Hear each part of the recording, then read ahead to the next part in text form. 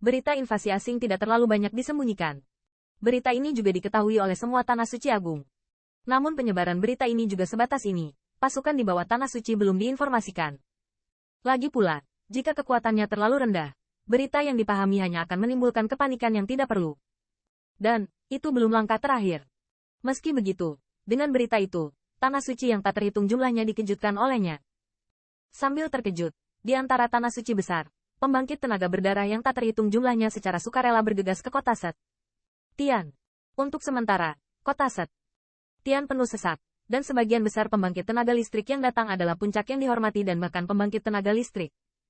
Ini, di antara Tanah Suci besar, setidaknya adalah Tuan Istana atau bahkan Tuan Suci. Di kota Santian, dengan masuknya pembangkit tenaga listrik, semua orang juga merasakan krisis. Saya khawatir ini adalah situasi paling berbahaya bagi ras manusia dalam hampir 10.000 tahun. Surga yang suci. Kota ini penuh dengan langit agung yang sakral, dan suasananya tegang saat ini. Di alun-alun di depan pengadilan Penatua di rumah Sengtian, duduklah dan bersila dengan 1000 pusat kekuatan suci. Para dewa suci dari Tanah Suci Agung ini tidak pergi dari sini, tetapi semua berkumpul di sini.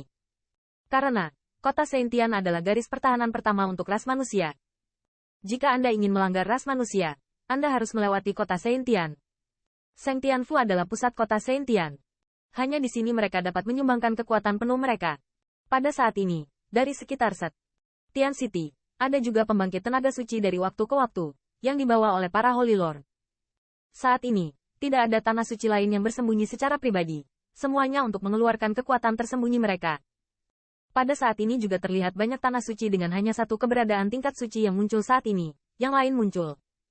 Namun, tidak ada yang peduli tentang hal-hal ini sekarang, dan semua orang menginginkan rumah kekuatan suci semakin baik dari ras manusia. Siu. Hai. Di atas langit, tiba-tiba terdengar suara penahan angin yang rapi. Mendengar momentum ini, pembangkit tenaga listrik yang tak terhitung jumlahnya tiba-tiba mengangkat kepalanya, memandang ke langit. Ketika mereka melihat titik-titik hitam kecil muncul di langit, ekspresi mereka sedikit santai. Dan itu adalah ras manusia, bukan kekuatan asing yang menyerang. Ini kelompok penegakan hukum. Segera, siluet di atas langit berangsur-angsur menjadi jelas, dan jalan seru terdengar di kota Santian. Melihat kelompok penegakan hukum kembali ke Sengtianfu, pembangkit tenaga listrik yang tak terhitung jumlahnya di kota Santian akhirnya menyadari keseriusan masalah ini. Dengan kedatangan kelompok penegakan hukum, wajah suci Tuhan di lapangan surga suci telah sedikit berubah. Selain berpartisipasi dalam kelompok penegakan hukum secara sukarela, ada juga sejumlah pembangkit tenaga suci seperti Pavilion Tianya Ling Fei, yang ditugaskan karena kalah dalam perebutan pengaruh. Omong-omong, di antara mereka, banyak pembangkit tenaga listrik masih memiliki musuh yang sama. Namun, sebagai pembangkit tenaga suci, mereka semua memiliki rasa proporsional, dan mereka semua tahu bahwa saat ini, tidak boleh ada pertempuran internal. Jika tidak, begitu pembangkit tenaga listrik asing menguasai, mereka tidak memiliki perlawanan sama sekali. Arit, kamu ikuti aku. Setelah menempatkan grup penegakan hukum di sisi alun-alun, Kapten lama dari grup penegakan hukum juga memberi isyarat kepada Tian Huang.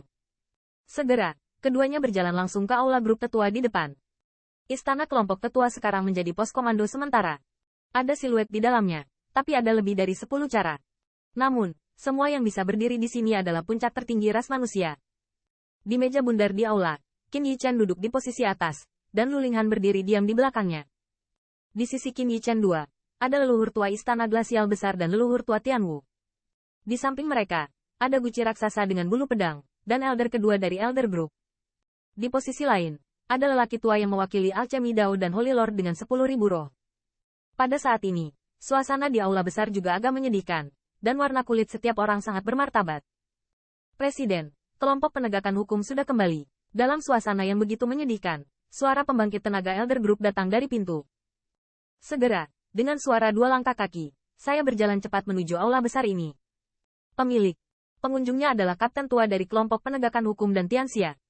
2 orang bekerja keras, menghadapi hormat dari 2 orang. Qin Yichen juga berdiri dan berbisik pelan. Untungnya, setiap pria dan semua orang tidak ingin kembali. Mendengarkan suara Qin Yichen, kapten tua itu menghela nafas sambil tersenyum dan menggelengkan kepalanya. Jika perlu untuk menghindari pengorbanan yang sia-sia, manusia besi dari kelompok penegakan hukum tidak akan dengan mudah menyerahkan tanah perbatasan.